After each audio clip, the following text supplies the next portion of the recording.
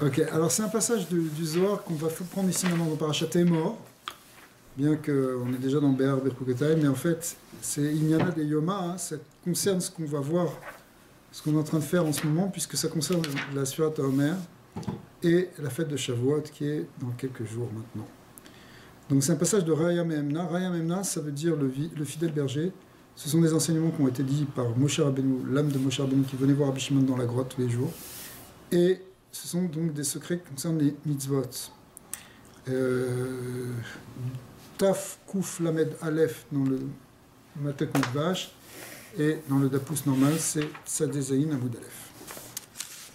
Usfartem Lachem Imachorat HaShabbat Vegomar. La mitzvah de Surat Omer, à partir du lendemain du Shabbat, en fait, ce Shabbat, les Chachamim ont compris que c'était le jour de Pessah. À partir du lendemain du premier jour de Pessah, vous compterez pour vous cette semaine, qui est la mitzvah de Surat Omer. Yom Avichem et Omer Atenufa, Sheva Shabbatot Timimot Tiena, c'est la suite du Pasuk. Il faudra compter donc cette semaine entière. Pikudada Lispor Surat Saimer, c'est la mitzvah de compter le Omer. À Okimna. On l'a déjà expliqué. Les Ramim l'ont évidemment expliqué.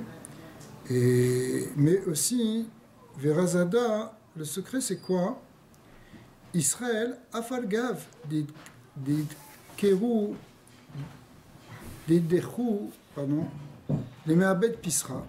Bien que les Bnei Israël se soient purifiés pour faire la fête de Pessah, Benafkou, Mimasa Avu, et qui sont sortis donc de la Touma, parce que Yetziat Mitzrayim, c'est comme c'est une sortie de l'influence de la Touma. Ok. C'est-à-dire ils sont sortis de la Sitracha, des forces du mal, au moment où ils sont sortis d'Égypte. Le Avu Shlemim, Vedachim Kilekachazi. Malgré tout, ils n'étaient pas encore arrivés à la perfection, et en particulier à la perfection de la pureté. Donc ça veut dire qu'il restait encore un attachement aux forces négatives et aux forces du mal. Ve'alda, lav alel gamour beyoma de Pessah, pardon, et c'est pour ça qu'on ne dit pas le alel gamour pendant les jours de Pessah, sauf le premier jour, parce que le premier jour, il y a ce qu'on appelle le Pikabala, il y a un dévoilement très fort de lumière, ce qu'on appelle les mochin. Donc comme une gadoute à mochin, on fait le halel gamour même le premier soir et le matin. Mais sinon, on ne peut pas faire le halel entièrement parce que on n'était pas encore symboliquement, on n'était pas encore complètement sorti de l'influence de Mitzrayim. Gad ke'an lo ishtalemu kelekayaot. Alors, pour expliquer ça, donc ils étaient quoi? C'était pas encore parfait, on va dire. Maintenant, pour expliquer ça, le Zohar va donner la comparaison qu'on a déjà vue plusieurs fois, mais qui est importante parce que ça dit tout. Ça ressemble à ce qu'on appelle la mitzvah que la femme, elle fait de compter pendant 7 jours de pureté, une fois qu'elle a vérifié qu'elle n'a plus de dam qui coule. Ce qu'on appelle les Shevanekim, après le Hefsek Tahara. Une fois qu'elle a vérifié qu'il n'y a plus de dam, alors pendant 7 jours, elle va compter. Elle ne compte pas oralement, bien qu'il y ait c'est Marloquet, une chita qui dit que la femme elle devrait compter chaque jour Ayom, Yom Rishon, Yom Sheni, comme nous on compte pour Sfirat Omer. Mais assez, on ne fait pas comme ça. Mais en tout cas, elle doit quand même vérifier pendant 7 jours, voir si elle est complètement. Il n'y a plus d'influence du dam. Et ben c'est la même chose. Quand on est sorti d'Égypte, c'était comme un Hefsek Tahara. On a coupé avec la Touma, on est sorti de la Touma. Après ça, il faut être mashlim, il faut parfaire cette Tahara. Et c'est pour ça qu'on va compter non plus 7 jours comme l'Aïcha, mais on va compter 49 jours. Donc, Yitatan et Nafka Mimasavu, comme une femme qui sort donc de l'impureté, Vekevan de Nafka, Mitaman ou Leala, Vesafrala. À partir du moment où elle a fait ce Hefsek Tahara, eh bien, après ça, elle va compter. Oufacha Israël, c'est la même chose pour Israël. Kadayou Israël, c'est-à-dire Kad Nafku Mimitzraïm, lorsqu'ils sont sortis d'Égypte, Nafku Mimasavu, ils sont sortis de la Touma, Ve'avdu Pesar le Michal, le Patoura de Avouam, et ils ont fait le Pessah, ils l'ont mangé à la table de leur père, littéralement. C'est-à-dire, ils sont rentrés, ce qu'on appelle, ici c'est un sod, parce que ça veut dire les avot ici de leur père, ça veut dire Chesed Gvura Tiferet, c'est-à-dire que la Nourva, la Malchut, elle est sortie de la Touma, elle est remontée jusqu'au niveau de ce qu'on appelle Chagat, au niveau de Ça. Mitaman ou Leala, Yavnun Chushbana. Après ça, ils ont commencé à faire le Cheshbon de Sfirat à Omer. Les Mikrav, Itata, les Baala, les Tavra, Baade. Et ça, c'est pour préparer, en fait, la femme pour s'unir à son mari, c'est-à-dire aussi la Shrina pour qu'elle s'utilise avec Ça. D'accord? C'est Yakucha Brichou. Puisque tout le Inyan, c'est de sortir la Shrina. Quand on était en Galout, l'idée du Galout, c'est que la Shrina aussi est Begalouta. Et il faut sortir la Shrina de la Galout, c'est la forme de sa Touma, de ce côté de Galout, c'est le lien de Nida, de Dava. Il faut sortir pour qu'elle puisse à nouveau être Beyichoud avec Ça, et ça fait un Yichoud Kucha Brichou Shrinte. On arrive à... Alors le soir de Pessah, il y avait déjà un grand Gilou Yichoud, donc il y a un Yichoud qui se fait des tatas, c'est un Yichoud particulier. Mais après ça, il faut sortir complètement de la Touma. Les Mikra, Vitata, les Baala, les Trabra Baade, donc il faut la purifier pour l'unifier.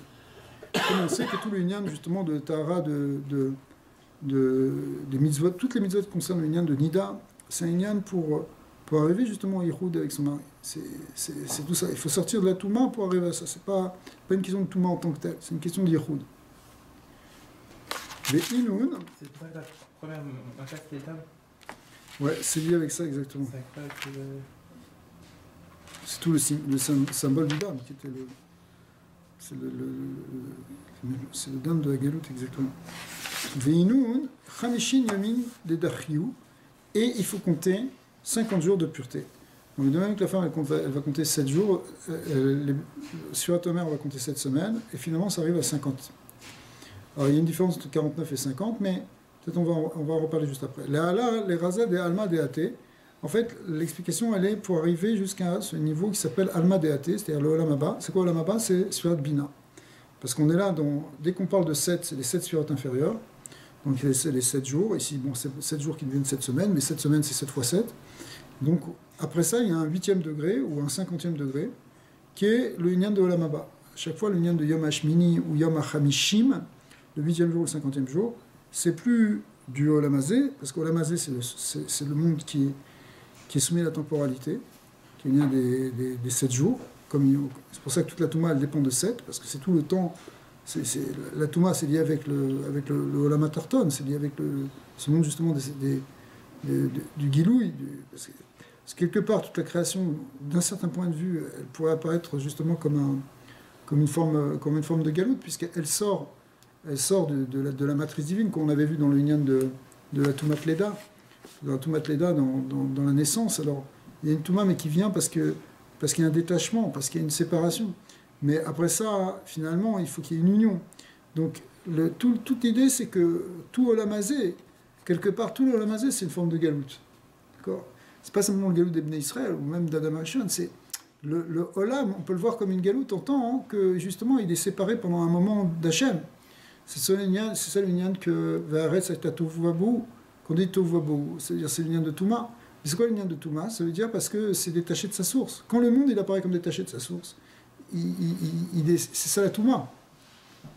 C'est comme la mort. La mort, c'est le principe même de la Touma, mais en fait c'est la séparation de l'âme et du corps. C'est parce que le corps il est coupé de sa chayout qui est dans le lien de la Neshama. Il n'a plus sa chayout. Alors du coup c'est lui qui vient t'aimer. Mais en réalité, après Triat Amétiv, une fois qu'il est purifié, justement après un principe de Tahara, à nouveau il y a une union. C'est pour ça que tout le lien de Touma, c'est toujours, après ça, il y a toujours une Tahara.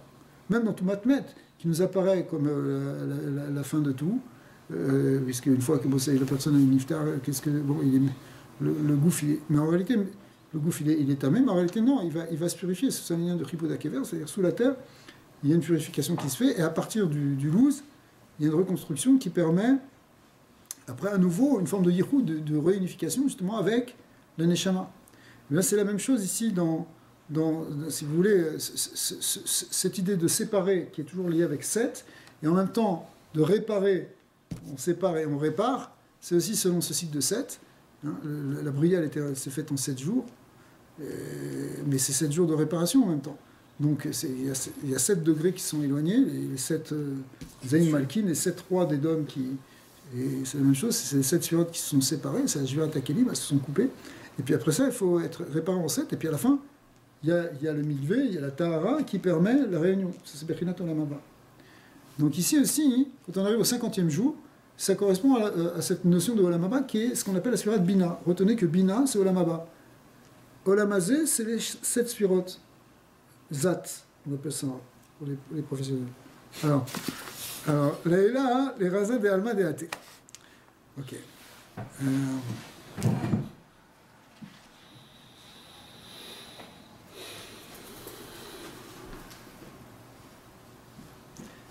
Et d'après le Ramak, ici il ramène le Ramak, mais c'est aussi dans le Razal, qui fait à Kor à Elian, chez Kibel Adam, Veishra Alav, car y est Achidato les Mahala. Veisraël et Misraïm, Kiblou el Nefesh, Keshinit Nassou be Malchut. Quand les bénis Israël, ils sont sortis d'Égypte, en réalité, plus exactement, et qu'ils ont pris la Malchut d'Hachem, tout est Mekebel au Malchut Shemaïm, première fois. Ils ont reçu le Bechinat Nefesh. Après ça, pendant Surat Omer, c'est le Nian du Rouar. Alors, et après ça, hein, le 50e jour, quand on a fini toute la Surat Omer, qui est Nian de Matan Torah, qui est Nian de Shavuot, alors là, on est Mekabel la Neshama. Et la Neshama, ça correspond à Bina. Nefesh, Rouar, Nefesh, c'est Malchut. Rouar, c'est Vak, c'est Za. D'accord? Et après ça, hein, donc il y a d'abord Nefesh, ensuite Rouar, ensuite Neshama. Dans la Kabbalah du Harizal, et encore plus dans le Rachash, les 3 Bechinot de Pessah, Sfirat HaOmer et Shavuot, parce que tout ça c'est un même cycle, d'accord, ce qu'on est en train de découvrir ici. Mais on peut déjà le dire là-bas que l'idée c'est que ces 3 niveaux qui correspondent à Nefesh, Rouar, Neshama, comme on vient de le dire, mais ça correspond aussi à ce qu'on appelle la Katnout, c'est-à-dire le Hibour, plus exactement. Le temps du Hibour, c'est Mitzrayim. Et Yetziat Mitzrayim, c'est encore lié avec le Hibour.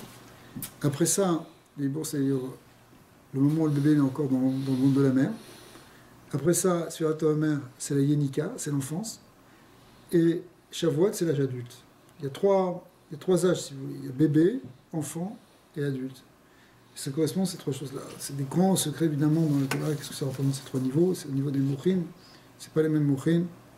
C'est pas les mêmes. Ça correspond à 3 niveaux dans les sphirotes qu'on appelle Nei, Hagat et Chabad aussi. Et qui correspondent avec la Lut et Nefesh Rouar Neshama. Alors, au Begin des Ilin Yomin de Alma de Drucha, et étant donné que les jours de Surat HaOmer, ce sont des jours en fait qui comptent par rapport à Zah, qui est l'union de Zachar, qui a l'idée à Sphira, Mamshichin, Orot Makifim, Aevelim, Ayotzim, Mipedeza, Asher Sham, Chotem Yesod Deima, qui me voit Bedrouche, Yud Alev des Sphira Saïmer. Le Harizal explique dans les Kavanot de Sfirat HaOmer, dans Shara Kavanot, que la bracha qu'on fait au moment de Sfirat HaOmer, elle amène ce qu'on appelle un Or Makif. Elle fait descendre un Or Makif, qui est un Or Makif de Za, et donc ça renforce le côté, c'est le côté Zachar, c'est le côté masculin. Pourquoi le Zohar il explique ça, hein? Parce que c'est par opposition, si vous voulez, à ce qu'on a dit tout à l'heure, hein, sur le compte que la femme elle fait. D'accord? C'est pour ça que les Sfaradim, c'est pas pour ça que les Sfaradim, les femmes elles comptent pas chez eux théoriquement, mais c'est parce qu'il y a un tam al Kabbalah, hein, que le Inyan de Surat HaOmer, c'est quelque chose qui est lié avec le tikkun de Za, le côté du Zachar. Comme c'est le côté du Zachar, hein, c'est aux hommes de compter. Alors que la sphira des Shevanikim que la femme elle fait, elle, c'est du côté de Nukva, puisque c'est du côté du féminin, donc c'est que les femmes qui comptent. Et même à l'Iba de la DA qui dit qu'elle doit compter BP, c'est aussi le même guéder. Sauf qu'ici, bon, il faudrait montrer pourquoi. Quand le Inyan de P, il amène un Inyan de Ormakif. En tout cas, c'est un Inyan de Zachar. Alors, ici, Lo itmasa khushbanada et là les gavrés bilchudayu. Et c'est pour ça que le Zohar dit clairement que Surat Omer, elle a été donnée seulement pour les hommes. Il y a plusieurs sources de minagim, les Ashkenazim, les femmes elles comptent, le rabbi aussi l'a insisté, etc. Mais l'idée ici, il y a une raison aussi, probablement profonde, pourquoi malgré tout les femmes elles doivent compter aussi maintenant, d'après la chita du Rabbi par exemple. Mais sans bracha. Non, avec bracha. Ah, les femmes, ouais. Ve'alda chushbana da be'amida yu. Oui, mais ça c'est Beklalou, c'est Marloket Ashkenaz Sfarad. Ve'alda bechushbana da be'amida yu. Et ce cheshbon, il doit être fait debout. Au milin, parce que le nyan de Amida, ça représente, c'est le nyan de l'homme, c'est le nyan de Zachar. D'accord? Avec le nyan de Yeshiva, c'est le nyan de Malchut. D'accord? Bon, ça reste un nyan de Zachar, donc on va faire le compte. Non, oui, bon, pour l'instant, ouais. Ok. Au milin de Alma, de Tata, Beshiva, Velo Be'amida. Voilà. Et par contre, les choses qui concernent la Malchut, c'est Be'ishiva, et pas Be'amina. Ve'chazadat, Sluta de Amida, ou Sluta Miyushav. Dans la prière, il y a la prière de Miyushav et la prière de Amida. La Amida, c'est la Amida. Ça, c'est côté du. C'est une Bechinat Zachar, alors que tout le Yotzer, Bechinat Yoshev, c'est une yann de Nukva. D'accord? Beklalut. C'est une yann de Bria, c'est une yann de Tzilut. Le Tzilut, c'est Chochma, et Bria, c'est Bina. Donc, un, c'est féminin, l'autre, c'est masculin. D'accord? La Amida, c'est côté du Zachar, c'est côté de Chochma. Veilun, Chamishin. Alors maintenant, c'est 50. Parce que dans la Torah, hein, c'est marqué à un moment qu'ils vont compter aussi 50 jours. C'est marqué 49 jours, après c'est marqué qu'on va compter 50 jours. Okay. Alors, le Zohar pose cette question, qui est une question connue. Ve'ilin Chamishin, quand tu dis 50, mais même Tatinun, en vérité, nous, théoriquement, on ne compte pas 50, on compte que 49. Le 50e, on ne compte pas. Alors pourquoi à un moment c'est marqué qu'on compte 49, à un moment c'est marqué qu'on compte 50? D'accord? Alors ici, Kelal Anpe Oraisa. En fait, quand on dit 49, c'est ce qu'on appelle les 49 panim Shatora Nidrashet. D'accord? Il y a même tête panim Taor, même tête panim Tamé. Il y a le nombre 49, qui est en fait 7 fois 7, il représente justement la multiplicité des branches d'interprétation de la Torah. Des fois, on parle aussi de Shivim Panim la Torah. Mais si vous réfléchissez bien, ce nombre de 70, il est lié avec le nombre de 49, parce que 49, c'est 7 fois 7, et 70, 7 fois 10, mais si vous voulez, c'est quand tu dis 7 fois 7, ça veut dire tu regardes les 7 sphirotes dans les 7 sphirotes. Quand tu dis 7 fois 10, tu regardes les 10 sphirotes dans les 7 sphirotes, mais ça reste toujours, en fin de compte, une conjugaison, si on peut dire comme ça, du nombre 7. D'accord? Alors, ça, c'est l'idée, effectivement, de multiplicité du déploiement de la Torah. La Torah, elle se déploie dans une multiplicité d'interprétations et dans une complexité d'études, etc.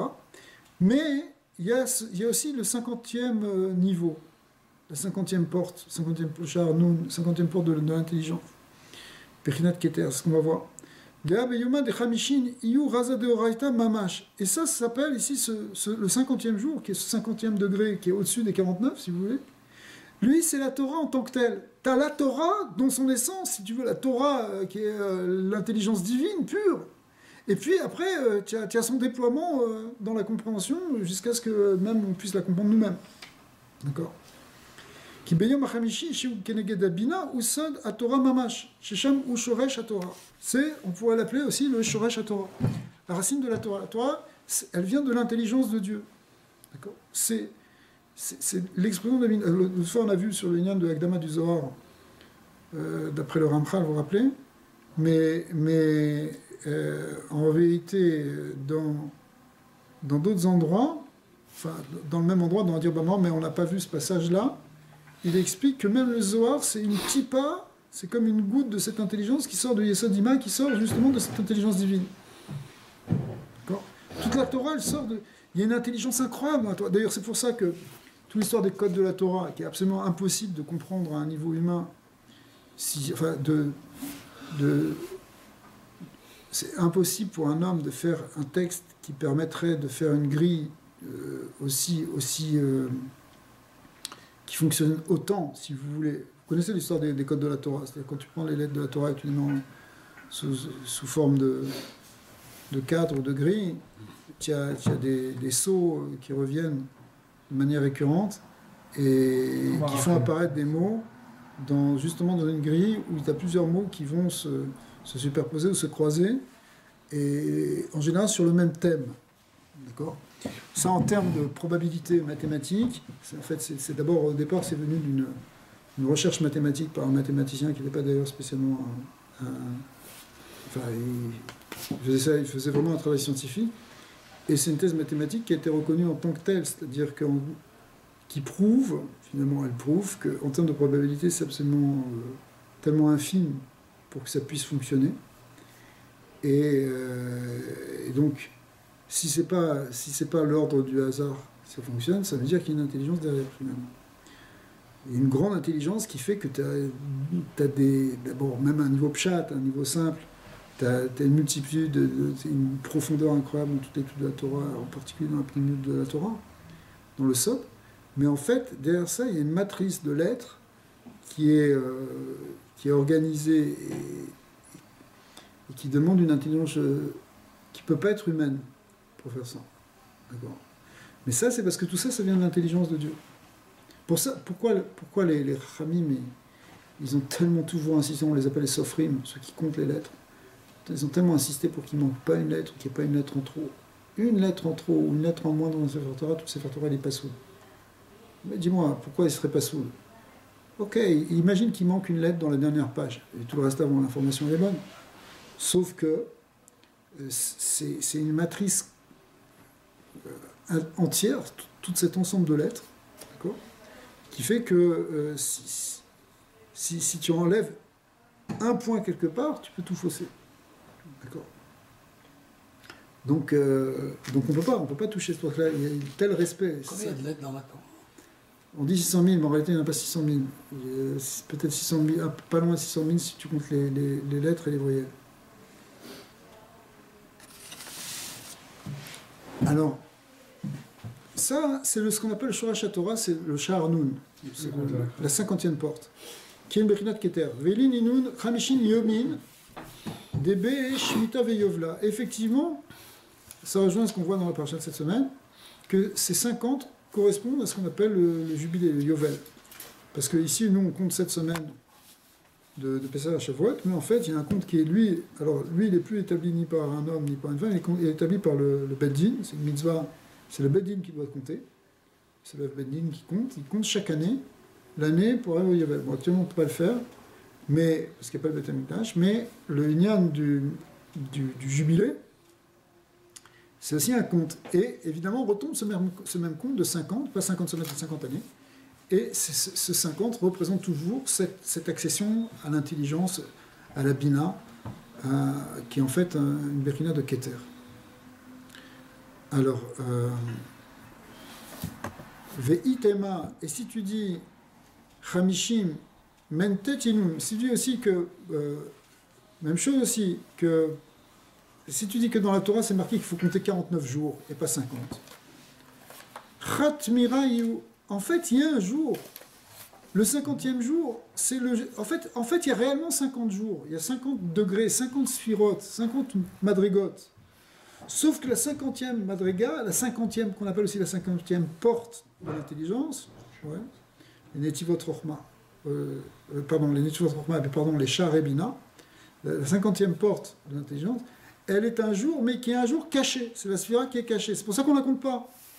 Elle existe. En fin de compte, on la compte quelque part, le jour de Shavuot. C'est pour ça d'ailleurs que Shabbat, on avait vu une sikha incroyable du rabbi Nochelek Gimel de l'écouter Sichot, qui explique, et c'est à la halacha, et peut-être que c'est que si quelqu'un, c'est une halacha incroyable, que le rabbi est possède comme ça, c'est pas tout le monde qui est possède comme lui, que la fête de Shavuot, c'est une fête qui n'est pas forcément la fête de Matan Torah, mais qui est la fête qui vient comme le 50e jour de Sfirat HaOmer. On ne le compte pas, ce 50e jour, mais c'est voir dans le Zohar ici. On ne le compte pas, mais c'est le 50e jour. Nafkamina extraordinaire, si quelqu'un y passe ce qu'on appelle le Kavata Harir, c'est-à-dire qui passe la ligne de séparation des jours pendant la période du Homer, et que donc il perd un jour ou il gagne un jour, ça dépend s'il va d'est en ouest ou d'ouest en est, d'accord?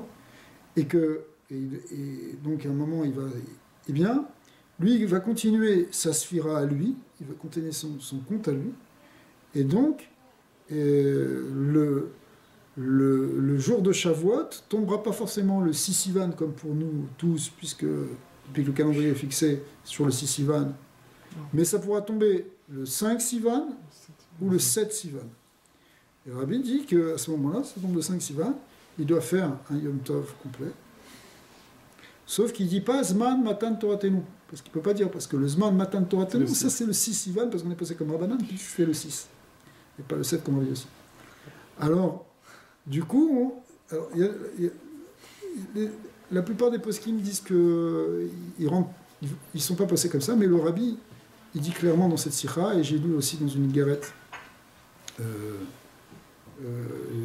cette semaine après j'ai vérifié un peu dans d'autres endroits du Rabbi, il dit clairement que c'est une halakha qui pour lui est broura, que le psak din c'est comme ça. Effectivement, ça a amené aussi dans le Nete Gavriel, enfin, je veux dire comme un psak halakha.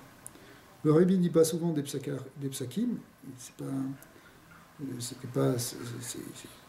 mais bon, voilà, là il a dit un psak. D'accord ? Alors c'est intéressant parce que, alors évidemment, le point qui ramène justement dans la guérette, c'est que ça qui donne, c'est d'abord d'éviter de faire un voyage qui va passer Alors, ce problème du 5-7. qui va passer la ligne de changement de jour, hein, qui est après le Japon, qui est le Pacifique.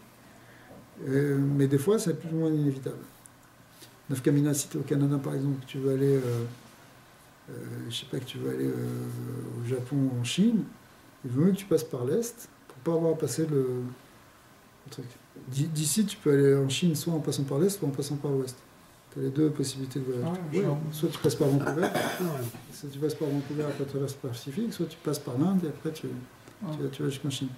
Alors, Nafkamina, les Maasé, les Halakha, c'est de choisir cette voie-là pour pas passer dedans, parce que sinon, tu te retrouves à faire un jour de Yom Tov en plus. D'accord ? C'est marrant. Mais avec les Halakha pour toutes les choses. Mais tu dis pas Zman Matan Toratenu. Tu fais ton propre Yom Tov tout seul. Tu fais un propre Yom Tov, parce que le Rabbi explique très, très clairement dans la mitzvah que la mitzvah de Sfirat HaOmer, c'est une mitzvah qui concerne l'individu. Et que la fête de Shavuot, elle est vraiment le 50e jour de la Sfira de l'individu. Donc si toi tu as compté 49 jours à ton rythme, à toi, évidemment tu as passé 2 jours, ok ? Alors ton 50e jour, bah, c'est ton Shavuot. Incroyable, hein ? Mais il faut quand même fêter Matan Torah le 6. Et le 6, évidemment, le 6 c'est Shavuot. Ouais. Si tu veux, si c'est le 6, si c'est par exemple, si lui c'est le 7, il va faire 6 et 7. Mais le deuxième jour, la nafkamina, c'est que le deuxième jour, il enlèvera simplement Zman Matan Toratenu. Mais c'est le même jour. Mais si c'est le 5, son égal, il va faire 5, 6, 7. C'est ça, donc il fait 3. Parce qu'après, il suit tout le monde, il va pas faire Mayataïm. Mais comment c'est tellement séparé les deux? C'est-à-dire, parce qu'il y a deux choses. J'ai compris que c'est la fête individuelle de ton non, mais à l'époque, par exemple, on fixait le calendrier à Piréa Taïdin, d'après la vision des témoins qui témoignaient sur la Lune. Alors, Shavuot pouvait tomber le 5 ou le 7. Ça dépend si Nissan est... Normalement, Nissan est Malé et Iyar est Chasser. Ouais. Mais si les deux étaient Malé ou si les deux étaient Chasser, alors si les deux étaient Malé, ça tombait le 7, et si les deux étaient Chasser, ça tombait le 5. Mais ça veut dire que c'est quand même possible de faire Matan Torah, c'est-à-dire Shavuot du Matan Torah, sans forcément arriver à avoir complété son Omer. Ouais. C'est pas... Ah ouais, Au niveau de la Avoda, il n'y a pas quelque chose qui... Il faut pas forcément... Je sais pas. Ben, voilà, c'est ça. C'est ça. Alors, il explique bien dans cette sira que c'est deux choses qui sont différentes. Shavuot ne tombe pas forcément au moment de Matan Torah. Forcément, il y a une correspondance, mais c'est pas nécessaire. C'est deux mitzvot. Shavuot. Ouais. C'est les semaines. Ouais. Alors, je sais pas, maintenant il faudra peut-être réfléchir un peu plus avec cette idée-là, justement, qu'on voit dans le Zohar, que finalement, Shavuot, le 50e jour, ça veut dire on arrive à l'essence de la Torah. Alors, ça devrait être normalement Matan Torah. Et les Maaseh, c'est que ça coïncide beaucoup pour nous, mais il peut y avoir une nafkamina qui montre que ça peut être différent aussi. Je sais pas, il faut réfléchir.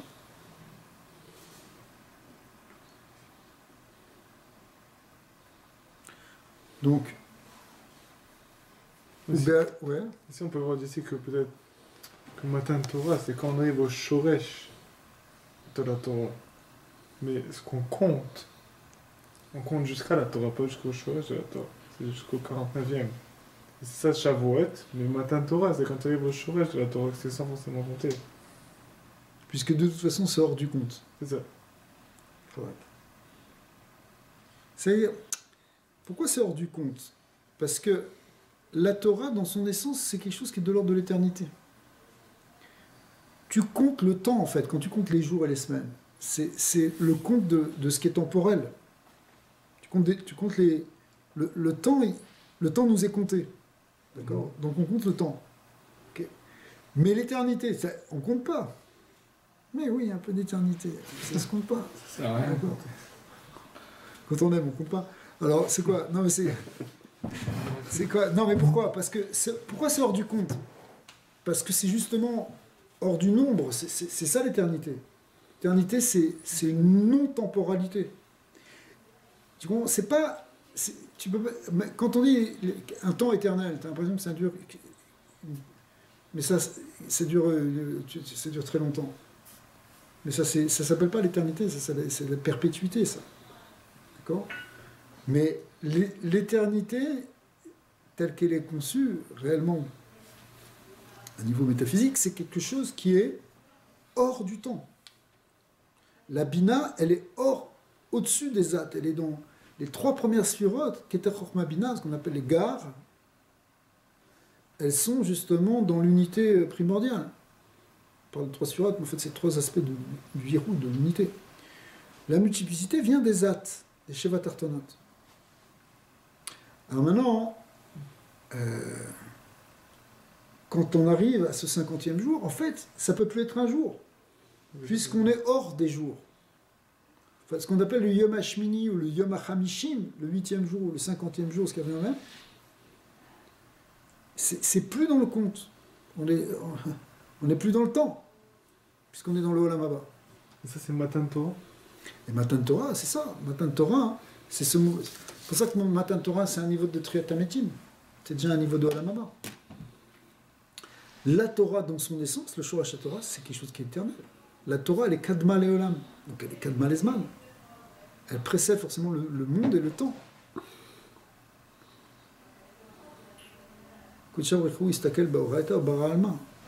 Zohar dit que il a regardé la Torah et il a créé le monde. C'est que la Torah, hein, Kedouma, elle précède le monde, elle précède le temps. Parce que le temps est le monde, si tu veux, c'est le temps et l'espace à la fois. Et les êtres. Ça va? Mais pas trop... Non, je me suis... Alors, c'est pour ça que, pour conclure ce point de la sphère atomaire, après on va rentrer dans Shavuot. Comme ça, on peut dire compter 49 et le 50e. Le 50e, il y a un énième... On comprend qu'il y a un 50e degré, mais on n'est plus dans le compte. Tu peux pas le compter, celui-là. C'est ce qu'on fait.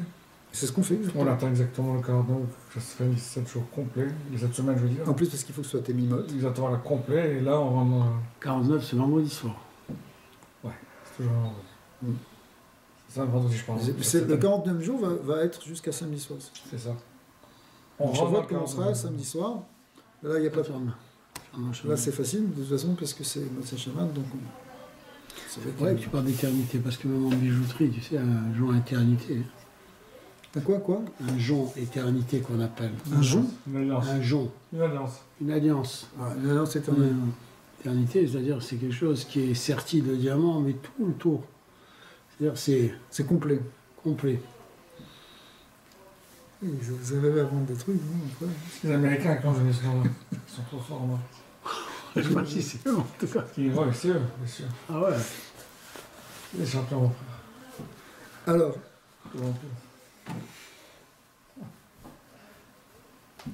donc, Alma istamer ale, ve'olam shu amalchut nimsmecha alav, כי אחר שקיבל זה את הכתר הוא משפיע את האירותיה, ובאו יומין וחמישין התגליין תמירה דאשכחה ב... Alors finalement, il y a un gilou de Keter, hein, ce qu'on appelle les mochim de Keter, pendant le 50e jour, pendant le jour de Shavuot, et donc les choses cachées peuvent se révéler. Parce que c'est... ouais. Ça, normalement, c'est un lien de Gilouï. Zun, c'est un lien de Gilouï. Les 7 sphérotes inférieures, c'est un dévoilement. Mais ce qui est caché, évidemment, ce qui est le plus caché, c'est le Keter. Et il se dévoile maintenant, à travers les 7 sphérotes, pendant le 50e jour. Kemalka de ate lebe shushvina veishtakar taman, comme un roi qui vient chez son ami et le trouve là-bas, de temps en temps. Ufacha yoma de chamishim. Et bien aussi, le 50e jour, qui est le jour de Shavuot, מתגלה הכתר ונעשה ייחוד עליון וישראל מקבלים מהארות הייחוד שפע וברכה. והוא כמנה רזה da. Voilà, donc on va essayer d'expliquer ce secret-là, puisque c'est le grand ייחוד de Shavuot, et effectivement, c'est mashpia sur les sphérotes inférieures, donc sur les Bnei Israël. Maintenant, on va faire la pikouda d'après, c'est-à-dire la mitzvah suivante. Pikouda, ça veut dire une mitzvah. Pikuta badarda, les me'abet chag Shavuot. Chag Shavuot, c'est quoi? C'est la mitzvah qui suit après dans la parashat Emor, et qui nous dit qu'on a une mitzvah de faire Shavuot. Dirtiv, ve'asita chag Shavuot, l'Hashem Elokecha. Vous ferez donc la fête de Shavuot, pour Hachem, ton Dieu. Shavuot, pourquoi est-ce qu'on l'appelle Chag Shavuot, hein? Pourquoi on l'appelle la fête des semaines? Eh bien, Al des Alou Israël et Raza des Chamishim Yamin. Eh bien, effectivement, c'est parce que les Bnei Israël sont rentrés maintenant dans ce secret du 50e jour, qu'on appelle la 50e porte de la Bina, d'Inun Sheva Shavuot, et qui correspond donc à 7 x 7 semaines. Donc, pourquoi on l'appelle Chag Shavuot? C'est pour faire référence justement à ce Inyan justement de Shah Hamishim. Le fait qu'on parle maintenant de la 50e porte, c'est quelque chose qui est lié avec cette idée de cette semaine. C'est pour ça qu'on l'appelle au nom des semaines, c'est-à-dire au nom de tout ce conte qui a abouti à ce 50e degré. Ou Bekorbana de Homer, Idbatel Yetzarara. Alors, pendant les 49 jours du Homer, qu'est-ce qu'on faisait? On amenait un korban. Korban à Homer, qui était une offrande végétale de Homer. Homer, c'est quelques litres d'orge qu'on amenait en offrande de Beth Amikdash. On faisait une mincha, etc. Alors, qu'est-ce qui se passe? On a expliqué déjà avant que c'est tout le inyan du tikkun, du nefesh habéami, du côté de l'animal, c'est pour ça que c'était de l'orge, parce que l'orge c'est le ma'achal behema, c'est mangé par les animaux. Et donc c'est toute l'élévation des forces du nefesh habéami. Et en fait, c'est du coup, si on dit comme ça, c'est le tikkun du Yetzirah. On est en train de réparer le Yetzirah, en général c'est ce qu'on fait avec tous les korbanot, mais particulièrement avec le korban du Homer. Donc c'est ce qu'il dit ici, le Zohar, au Bekirbana de Homer, Idvatel Yetzirah, le Yetzirah finalement il est annulé. Des Akarat Meshet Chayil, le Yetzirah il est venu, il est comparé ici à une zona, une prostituée. Et alors qu'au contraire, ce qu'on veut révéler, c'est la Eshet Chayil. Donc il y a les deux qui sont mis en opposition, et c'est aussi ça tout tout le dilemme qu'il y a sur la femme sota. C'est une des raisons pour laquelle on étudie la Maseret Sota pendant la période du Homer. C'est un minhag habituel. Pourquoi? C'est pas seulement parce qu'il y a 49 dapim dedans, mais parce qu'effectivement, on parle ici d'une symbolique de cette femme qui peut être soit d'un côté, soit de l'autre. Soit zona, soit au contraire un échet trahi. Et si elle est zona, alors ça va donner un liquide cool. Et si, au contraire, elle est échet trahi, elle va être bénie. D'accord? Alors, c'est exactement le cas. Des akarat meshet trahi. Alors, symboliquement ici, ça veut dire on enlève la malchoute de Sitra Achara, on la détache de la malchoute d'Ekdusha. On détache cette zona de la Shetraïl. Vous comprenez le symbole. Vekat Taman Loïd Kariv. Ouais. Vekat Taman Loïd Kariv. Donc du coup, il n'y a plus la force d'influence du Yetzara, la zona elle est repoussée. Alors, Middavkin Israël Bekut Shabrichu, du coup, ça permet à Israël de s'attacher à Kadosh Baruch Hu. Pourquoi? Parce qu'il y a la Shrina qui est là. La Shrina qui est la Shetraïl, qui est la Gdusha, qui est la Noukva de Gdusha. Vidbatel Me'elia Metata, et du coup, il n'y a plus de Achizat Risonim, de la Shrina, d'en haut, depuis le haut jusqu'en bas. C'est-à-dire, ni dans la Shrina, ni dans les Bnei Israël. Il n'y a plus d'Achiza, il n'y a plus rien qui empêche la Shrina, il n'y a plus rien qui empêche les Bnei Israël d'être dans la Gdusha. Au Beginka, Ikre Kegovnada Atzeret. Et c'est pour ça que la Torah lui donne un autre nom à ce Chag HaShavuot. Elle l'appelle aussi Chag Atzeret, on l'appelle pas Chag Atzeret, mais on l'appelle Atzeret. Atzeret qui veut dire plusieurs choses. A priori, ça veut dire la fin, la conclusion de Pessah. Mais ici, quand tu dis fin, ça veut dire qu'il y a un arrêt. Et l'arrêt dit qu'il y a quelque chose qui bloque. Mais si c'est bloque, c'est quoi, hein? Shiulashon menia veikuv. Donc le mot atzeret veut dire ce qui empêche, ce qui bloque comme qui bloque. Alshem meniot ve avdalat achitzonim min hakdusha. C'est quoi? C'est ce qui fait blocage aux forces du mal. C'est-à-dire que on a tellement travaillé sur ce birour pour faire sortir la Gdusha et laisser de côté la Sitra Achara, qu'on a créé une force, en quelque sorte, quand je dis créer une force, il y a une force qui se dévoile et qui se crée, qui repousse les forces du mal, qui empêche la Chisa. Donc c'est ça la Hatzeret. La Hatzor, ça veut dire bloquer, qui bloque les forces négatives. Et ça, c'est que temporaire pendant Shavuot, après Zaïd? Normalement, il faut garder ça toute l'année, mais après, c'est notre avodat, maintenant on peut réintégrer les... Si tu veux, ça c'est dans tout ce cycle, en tout cas de Pessah jusqu'à Shavuot. On voit qu'après ça, les Bnei Israël encore, finalement, 40 jours après, ils ont fait le Egal Hazav. Mais pendant un moment, il n'y avait plus. Ce que dit la Gemara, qu'au moment de Shavuot, Matan Torah, il y avait Paskas Matan, il n'y avait plus du tout de force du mal. Ouais.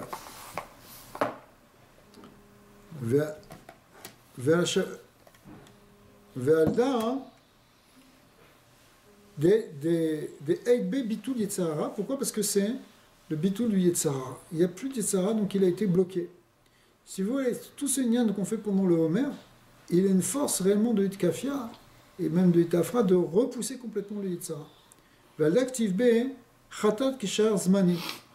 C'est pour ça, l'Oktiv be Chatat Kishar Zmani.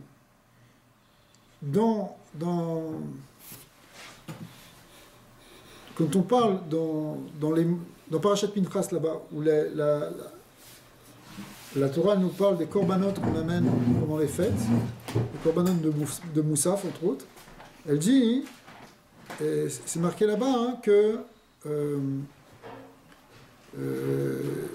c'est marqué dans toutes les autres fêtes, dans toutes les fêtes c'est marqué un korban.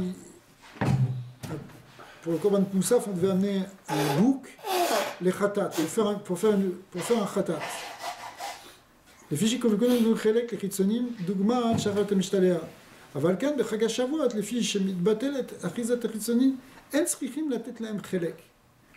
Dans toutes les autres, pourquoi il faut donner un Seir le Khatat? Seir le Khatat, regardez le sol de Seir le Khatat. C'est-à-dire qu'il y a quelque chose qui est donné à Sitra Haram. Comme le Seir qui est donné à Azazel, à Yom Kippour. Mais en réalité, dans toutes les autres fêtes, il y a aussi quelque chose. Il y a aussi un petit chalek qu'on donne aux autres. Même à Rosh Chodesh, pas Shloud, mais seule exception où il n'y a pas marqué les Khatat, marqué Seir et pas les Khatat, c'est à Shavuot, parce que Shavuot, il n'y a plus de place au Yetzirah. Urdin, Kol Neurin, Ilkanashu les Eshet Chayil. Et du coup, toutes les Horot, elles se rassemblent pour la Eshet Chayil, c'est-à-dire pour la Malchut. La Malchut, elle reçoit toutes les Horot. Elle peut recevoir tous les influx, toutes les sphirotes. C'est pour ça qu'il y a un Gilou du Matan Torah en réalité. Ça rejoint. Pourquoi? Parce qu'il y a toutes les Horot qui peuvent se dévoiler. Ouais. Seulement, c'est fais le Mikvé. Ouais. Et... C'est quoi? En tout cas, il y a un mikvé qui se fait les mains là. Et nous, si on va accompagner ça, on va le faire. Les fiches à l'idée de filot, shachrit ou moussaf chet shavot, il me kabalet kolaorot à mouchin, vi ou ole à daketer, kemo zamamash. Ve'az em tirdim yachat. Il y a un yichud qui se fait, un yichud zoun, qui se fait, c'est le yichud le plus élevé de l'année, dans le moussaf de Keter, dans le Keter de moussaf, de Shabbat, il y a toujours il y a un yichud, mais qui se fait, qui monte jusqu'à Abba Veima. Ici, ça monte encore plus haut. On pourrait rentrer un peu plus dans les détails, mais disons qu'il y a un guilouille de Harir qui est plus grand. Et il y a un guilouille de Keter, c'est un zivou qui se fait au niveau du Keter. Ogdin, Kol, ouais. C'est-à-dire que même d'après ça, une parenthèse par rapport à ce qu'on avait avant, c'est-à-dire que même d'après ça, si on voit que le but c'est après ces 49 jours, on a anéanti le Yetzer, on a bloqué, après on peut faire Matan Torah. Mais ça c'est quelque chose de séparé. Ouais. Mais ce qu'on fait, c'est le fait qu'on a bloqué les Yetzer. C'est maintenant on n'a plus de. La chétrelle elle est séparée. Ouais. Et ça, même si ça arrive le 5 ou le 7, c'est ça qu'on a fait, on a bloqué les Yetzer. C'est pas C'est forcément qu'on a reçu la Torah. C'est exactement, c'est comme l'union du mikvé. Après 7 jours de purification, c'est pas de mikvé. C'est ça le mikvé aussi. Le mikvé que nous on fait en réalité, le Harizal explique que même ça, en fait c'est d'ici qu'on l'apprend, mais on va voir. Mais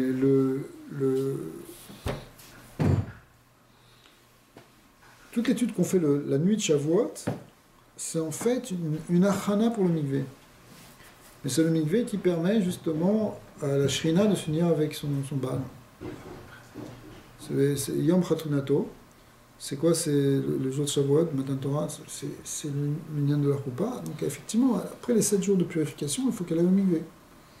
Mais pour le mikvé, il faut une préparation, comme une kala qui va au mikvé avant son mariage.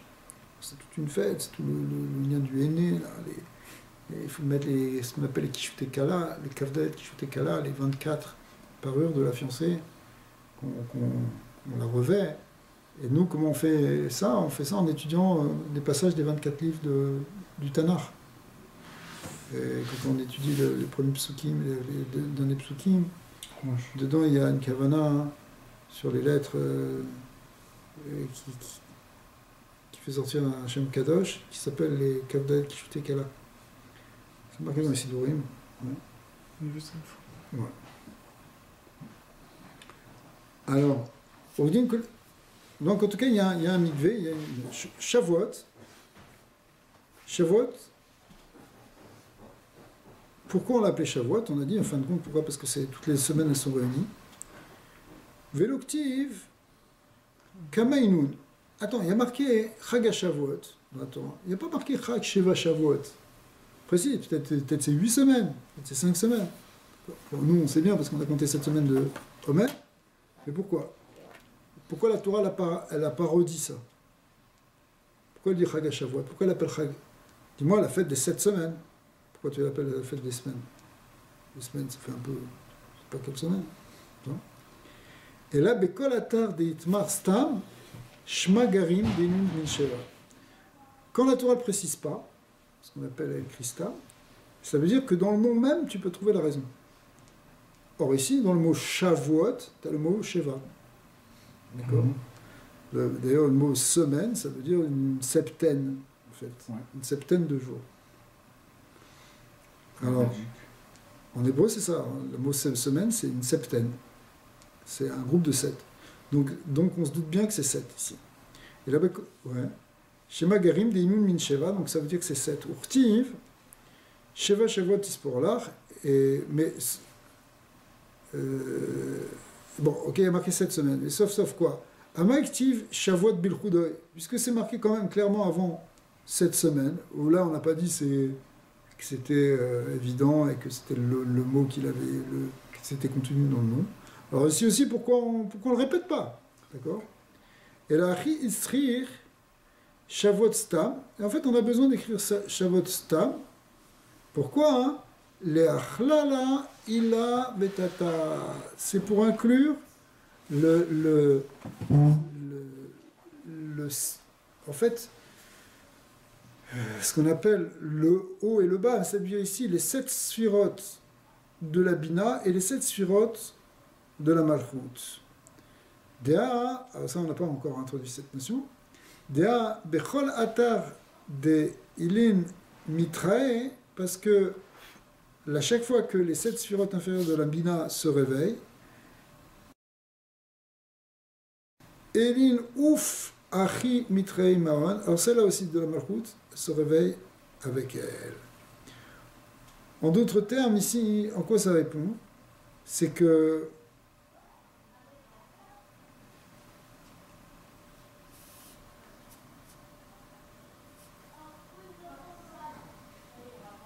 c'est bizarre cette réponse par rapport à la question. La question elle est de dire pourquoi c'est mentionné Shavuot sans précision. Bon, parce qu'on n'a pas besoin de préciser. On te dit, mais les Maaseh, on avait quand même précisé. Alors pourquoi on ne reprécise pas ici? On ne reprécise pas ici pour te dire que toutes ces semaines, quelque part, elles sont réunies.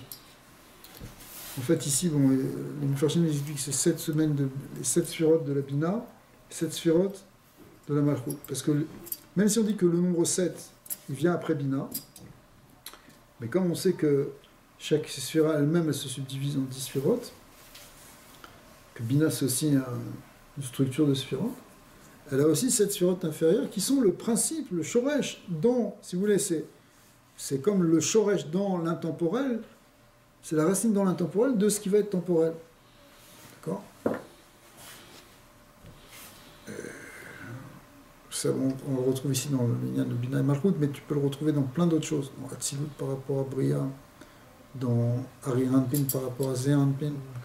Il y a, dans toute chose qui est dévoilée, on a dit que dans le monde créé, il y a 7 niveaux, 7 jours, c'est le monde anticipé. Au-dessus, c'est l'éternité. Mais pour que ça arrive dans ce monde-ci, il faut qu'il y ait la source de ça dans le monde d'en haut. D'accord? C'est comme si tu me dis, voilà, il y a ce que tu penses et ce que tu fais. Ce que tu penses, je peux le savoir, c'est caché, c'est dans ta tête. D'accord? Ce que tu fais, je peux le voir. Mais quelque part, quand tu fais quelque chose, c'est qu'au début, tu l'as pensé. Sinon, tu ne l'aurais pas fait. Donc, ce que tu fais était déjà quelque part dans ta pensée. D'accord? Un créateur, si tu veux, avant de créer une œuvre, créer un tableau, ce tableau, il est en lui. Et puis après, il va l'exprimer, plus ou moins heureusement. D'accord? Donc, tu vas me dire, mais dans lui, il n'y a pas de tableau, il y a juste un cerveau. Où est-ce qu'il est ce tableau? Non, en fait, l'idée est là. Il est en tant qu'idée. Alors, la même chose, dans la Bina, il y a aussi la Bina qui représente la source du monde. C'est la matrice à partir de laquelle le monde va, la matrice de l'intelligence divine qui va générer et former l'univers. Mais en fait, en elle-même, il y a déjà tout ça. Et après, ça va s'exprimer. Alors, à Shavuot, il y a une réunion des deux choses, c'est-à-dire, c'est quelque chose qui est un principe, peut-être que c'est de ça qui parle ici de Zohar ici, c'est quelque chose qui est absolument fondamental et nifla comme concept, c'est quand on arrive à réunir justement le corps et le poil, c'est-à-dire la manifestation de la chose avec son principe non manifesté. Ça, c'est le niveau, en réalité, des grands tzadikim. Les grands tzadikim, ils vivent à la fois le monde d'en bas et le monde d'en haut réunis. C'est pour ça qu'on les appelle la Merkava. Ils sont la Merkava parce que, à la fois, ils vont faire des gestes dans le monde physique, ils vont bouger quelque chose, mais en même temps, ils perçoivent qu'ils font bouger quelque chose en haut. D'accord ? Parce que les deux se superposent. Il y a une superposition entre le spirituel et le matériel, entre le kohar et le poal, entre la puissance et l'effet, et l'acte. D'accord ? C'est la même chose. Ici, entre les zat de Bina et les zat mamash, les zat de Malchut. C'est-à-dire, Malchut, c'est le monde de l'action, et Bina, c'est le monde de la pensée. Et finalement, à Shavuot, on arrive à réunifier ça. C'est pour ça que c'est... C'est pour ça qu'il n'y a plus de Yetzirah, il n'y a plus de séparation. Alors, pourquoi c'est écrit Stam? C'est quoi le lien avec ça? Ben, c'est ça l'idée de Stam, c'est-à-dire que c'est réuni. Ça a l'air d'être comme ça, d'après ce qui est expliqué ici. Mais le fait qu'il y ait Shabbat avant, ça donne une... Cette année, ouais. Ça donne une dimension... Ah ouais, on va vivre une grande... C'est intéressant quand ça tombe comme ça veut dire que les comptes des semaines et des jours du Homer étaient en correspondance avec les comptes de la semaine. C'est-à-dire que le premier jour du Homer, c'était un premier jour de semaine, c'était un dimanche. Ouais, parce que Shabbat, c'est parce que Pessah, si tu veux, comme Pessah est tombé Shabbat, ouais. Donc le premier jour du Homer, c'était dimanche, puisqu'on compte toujours le lendemain de Pessah. Donc c'est parti, le cycle du Homer, il est parti sur le même cycle qu'un cycle de semaine régulière. Ouais, dimanche. Et ça, il y a une ma'ala en tant que tel. On explique que c'est... Il y a une réunion justement entre ces deux comptes. Parce qu'on compte aussi Yom Rishon et Yom Sheni dans la semaine. Yom Rishon et Shabbat, et Yom Sheni et Shabbat Kodesh. Ok ? Il y a un compte. On compte en fait par rapport à Shabbat. On compte oralement ou pas. D'ailleurs, il y en a qui disent qu'il faut aussi compter oralement. Ok ? C'est pour ça qu'on le dit dans le Passouk. On le dit dans... Comment dire le chercher bien ? On dit... Et bien là, ces deux comptes sont réunis et ça donne une plus grande shlemut à la Bria. Parce que l'autre, le compte qu'on fait toute l'année, c'est le compte du Maaseh Bereshit. D'accord ? Quand tu dis, tu dis mardi, ça veut dire Yom Shlishi en hébreu. Mais tu dis Yom Shlishi, pourquoi tu appelles ça Yom Shlishi ? Par rapport à Shabbat. Mais en fait, quand tu comptes par rapport à Shabbat, tu comptes Yom Shlishi par rapport à la création du monde. Depuis la création du monde, depuis le Maaseh Bereshit, tu comptes Yom Rishon, Yom Sheni, Yom Shlishi, Yom Sheni, Yom Rishon, Yom Sheni. Ok ? Donc, ce compte-là, il nous rattache avec le rythme de Briat HaOlam.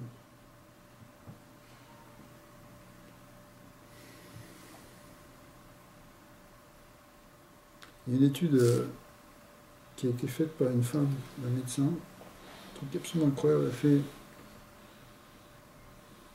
Elle a fait une étude assez originale, une thèse là-dessus, sur le concept de burn-out, d'épuisement, et donc d'épuisement de fatigue.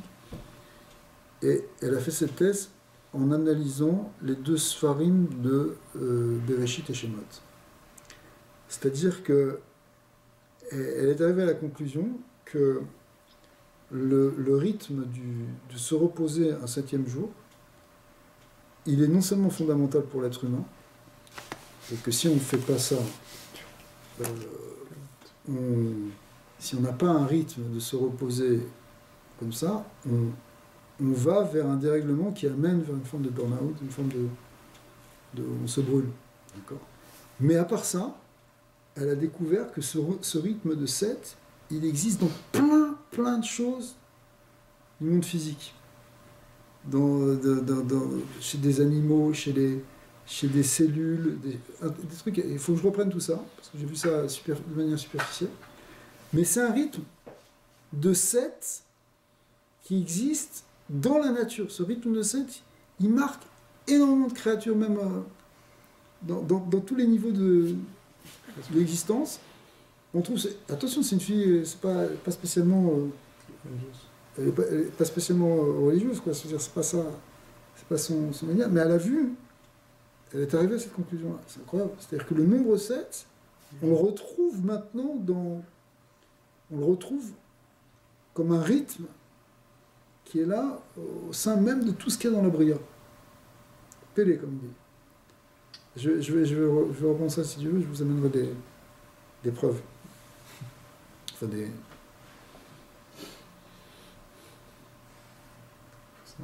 Ok, alors donc, voilà, c'est pour dire que ça va être encore mieux, ça, évidemment. Alors, voilà, attends, il reste juste 1h30. Il reste quelques minutes. Alors, Aloava Shlomo, Loava et Galian. Tant que Shlomo, Améler, il n'était pas là, qu'est-ce qu'il a fait Shlomo? Il a construit le Beth Amikdash, il a donc permis à la Shekhinah de résider, d'accord? Et d'être dans ce qu'on appelle un Yehud Panim Bepanim avec ça.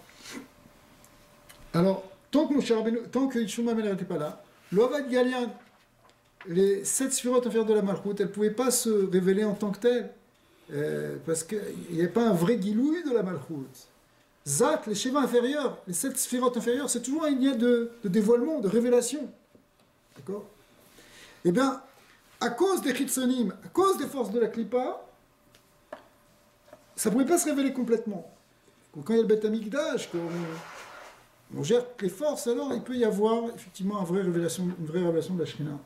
Kevan, de Ata Shlomo, lorsque Shlomo Améler est venu, Avad Minayu Prat. Il a fait un prat qui est le ma.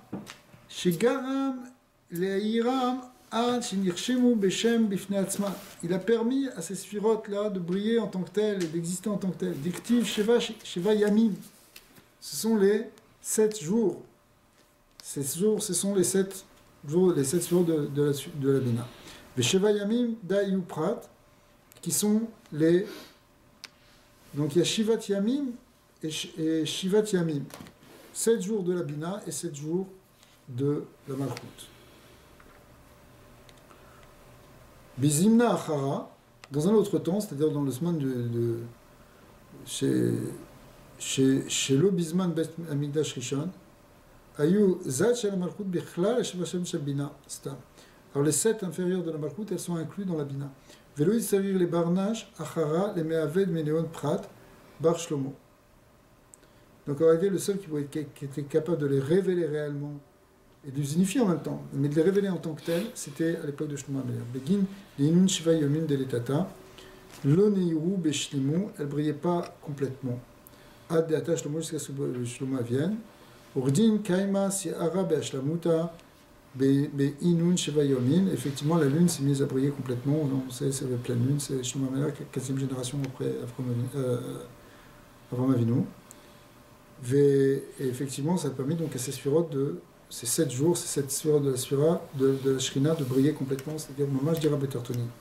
Vecha Chag Hashavuot Stam, et Vekan Nikra Chag Hashavuot Stam, Lo Chag Shiva Shavuot. C'est pour ça, ça vient confirmer ce qu'on avait dit tout à l'heure, c'est quand il y a les 7 sphirotes inférieures, elles se dévoilent en même temps que les 7 sphirotes de la Bina, et elles ne sont pas simplement incluses, mais pas développées, pas dévoilées. On voit vraiment la Shrina Betarton. À ce moment-là, c'est pour ça qu'on appelle Chag Hashavuot. Begin de Kalelu Tatae Be'elae, parce que les sphirotes inférieures et les sphirotes supérieures sont incluses les unes avec les autres. Bina est unie avec Malchut. Les 2 et du tétragramme sont réunis. Velo Itnaeru Keyoma de Shlomo, et ça, on a connu ça vraiment qu'à l'époque de Shlomo Améler. Alors après, il y a d'autres mitzvot, on les verra la semaine prochaine. C'est l'un des 2 pains de Shavuot. C'est un passage extraordinaire qui se fait en de ces 2 pains de Shavuot. Ensuite, la semaine prochaine, préparation de Shavuot. Bon, Amen, Amen. Amen, Amen. Hazak ou Baruch. Ouais. Les Chamopanim qui étaient là-bas. Les 2 grands pains qu'on Ah, 2 grands. mettait au Beth Amikdash. Il y avait 48 pains, non?